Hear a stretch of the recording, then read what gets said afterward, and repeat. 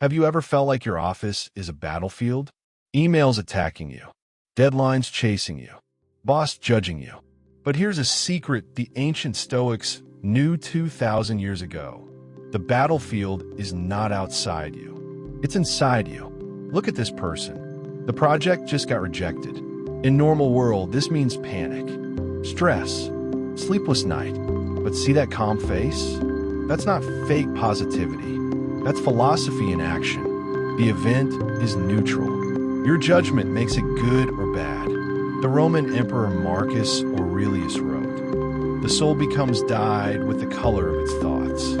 Think about that. If you think it's a disaster, you'll feel disaster.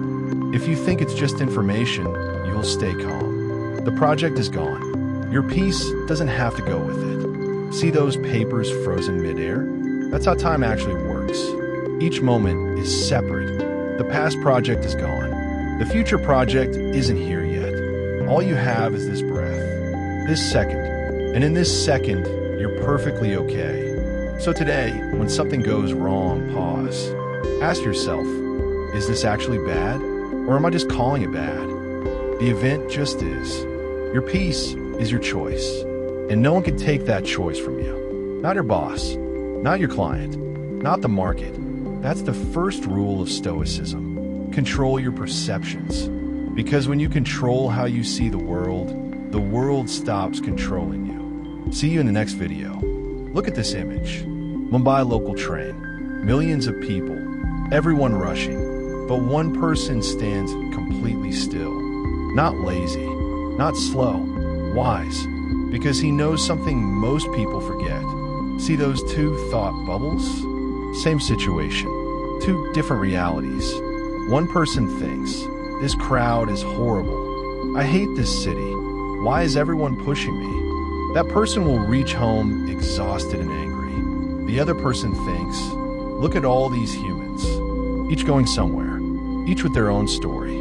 This is life happening around me. Same crowd, same train, same city, completely different experience. The Stoic philosopher Epictetus said, it's not what happens to you, but how you react to it that matters. The crowd doesn't enter your mind. Only your thoughts about the crowd enter your mind. And you control your thoughts. Look at that background changing from city to mountains.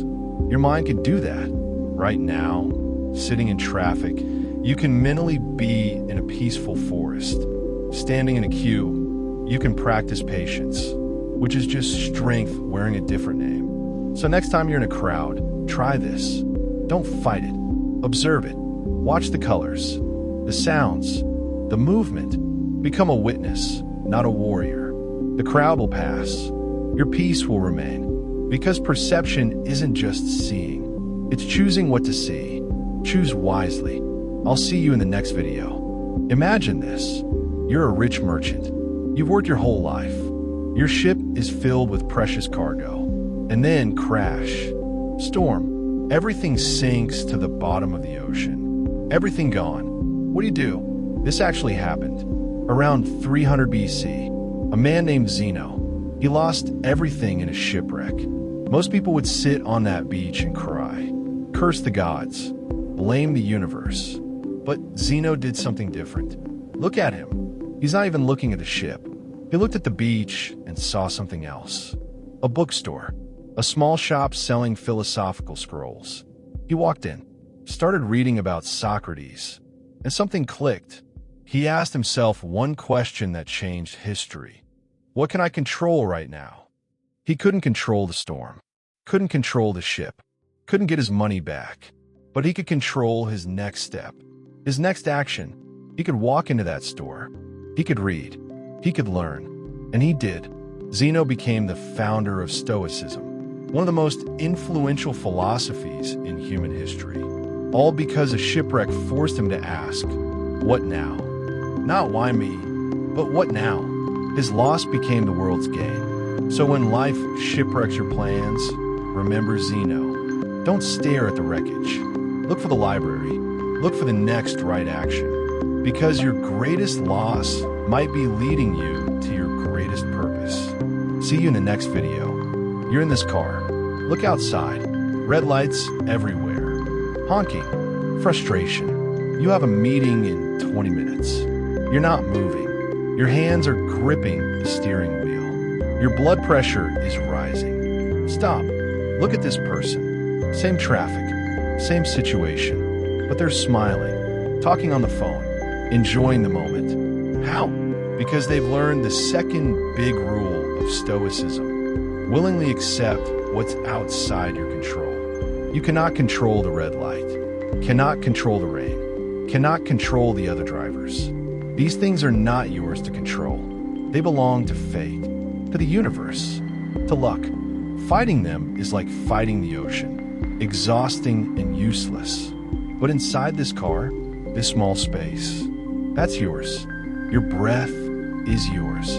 Your choice to call your mother is yours. Your choice to listen to a podcast is yours. Your choice to simply sit and breathe is yours. The traffic outside is fate's problem. Your peace inside is your responsibility. See those sound waves bouncing off the car? That's the world's noise trying to enter. Let bounce. You don't have to let it in. Marcus Aurelius said, "You have power over your mind, not outside events.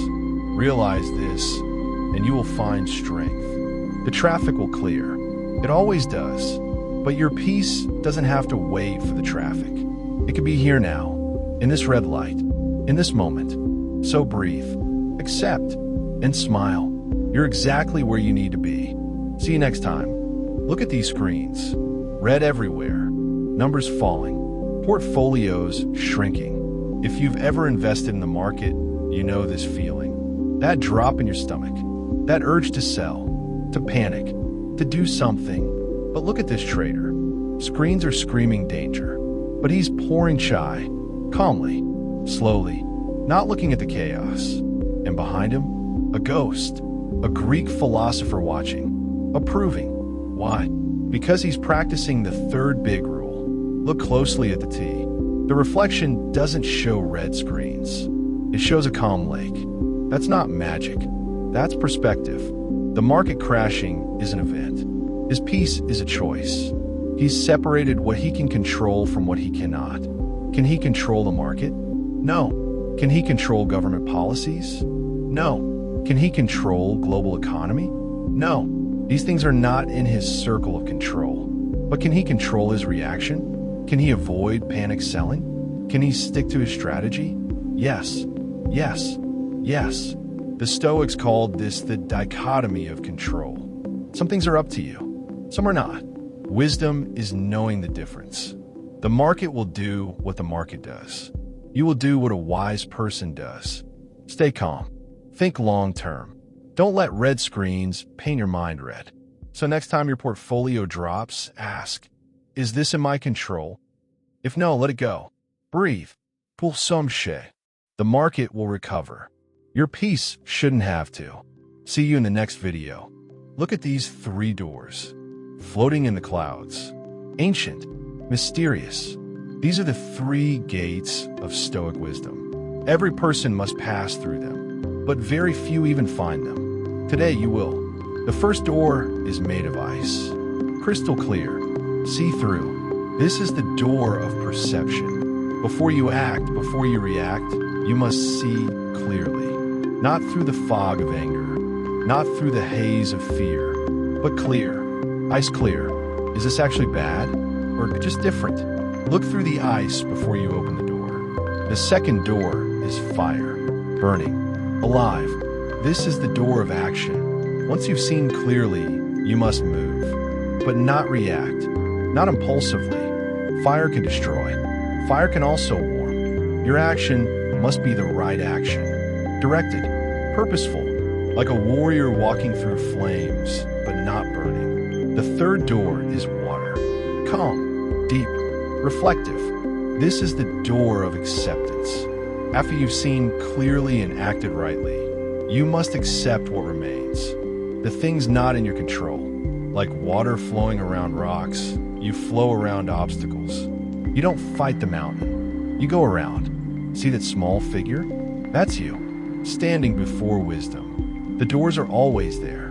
Most people rush through without looking. They perceive wrong. They act wrong. They accept nothing. And they suffer. But you'll pause. You'll choose. You'll pass through each door with awareness. So remember, eyes for clear seeing, fire for right doing, water for peaceful accepting. 3 doors, 1 journey. Walk wisely. See you in the next video. Look at this wedding. Colors, music, dancing, fireworks, chaos, and joy mixed together. Everyone is somewhere else mentally, worrying about catering, thinking about gifts, planning the future. But look closer. Look at the center. One person sits completely still, eyes closed, and look at the hourglass.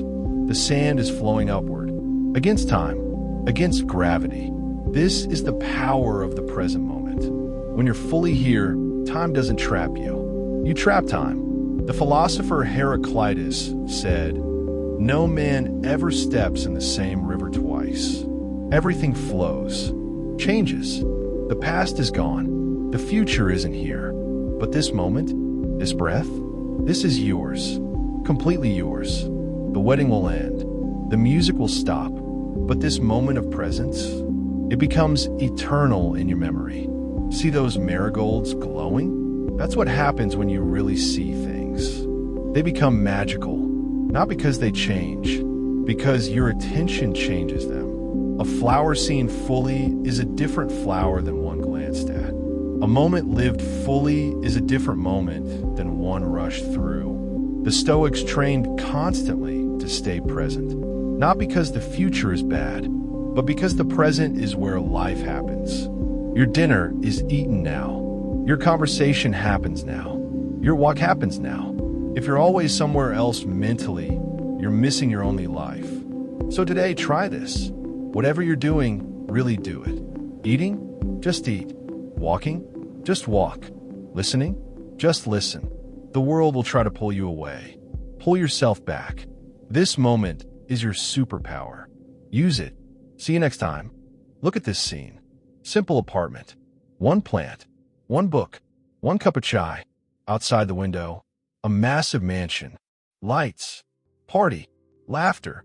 People living what seems like a better life. Most people would feel envy here. Jealousy. Lack. But look at this person. They're smiling. Gently. Peacefully. They're pointing to their small balcony. 1 plant. 1 book. 1 cup. And they're grateful. Not for what they have, but for what they don't have. Look at the window reflection. Stars are forming Greek letters. Ancient wisdom written in light. What does it say? The wealthiest person is not the one who has the most, but the one who needs the least. That mansion comes with maintenance, with expectations, with pressure, with noise. This small apartment, it comes with silence, with freedom, with peace.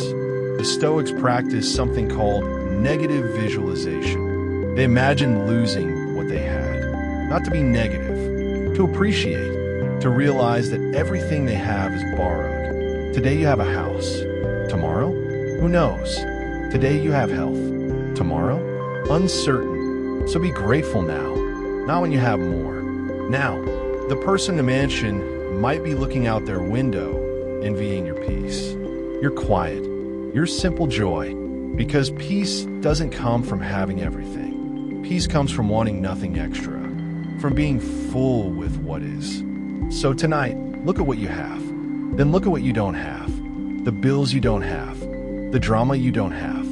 The pressure you don't have. Be grateful for the absence too, because sometimes what's missing is the greatest gift. See you in the next video.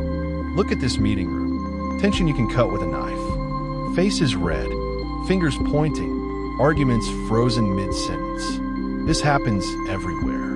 Homes, offices, relationships, everywhere. People fighting, people defending, people attacking. But look at this one person, standing calmly, hand raised gently, and from their palm, golden light, spreading, touching each angry forehead. This is the moment of clarity. The moment someone stops reacting and starts thinking. Watch the faces as the light touches. Anger melting, confusion replacing it. Not because the problem solved itself, because perception changed. In that moment, each person asks, why am I angry? What am I really fighting for? Is this worth my peace? Epictetus said, circumstances don't make the man. They reveal him. Arguments reveal us. Stress reveals us. When things go wrong, we see who we really are. The question is, do you want to be revealed as a reactor or as a responder? Reactors explode. Responders pause. Think. Choose. See that contrast? Corporate boardroom. Serious business. But divine light entering. That's what philosophy does. It brings something higher into ordinary moments. It reminds you that you're more than your job title, more than this argument, more than this temporary frustration. So next time you're in an argument, pause. Take a breath. Let the golden light of awareness touch your mind before you speak. Ask, will this matter tomorrow? Will this matter in a year? The answer will surprise you and calm you. See you in the next video. Look at this rooftop. Ordinary India. Drying clothes. Water tanks. Satellite dishes. A person sitting on a simple charpai. This is where philosophy lives. Not in books. Not in temples. Not in universities. Here, in ordinary life. With ordinary people. See that broken radio? Glowing now. Ancient text floating out. This is the message of Stoicism. Old wisdom finding new life.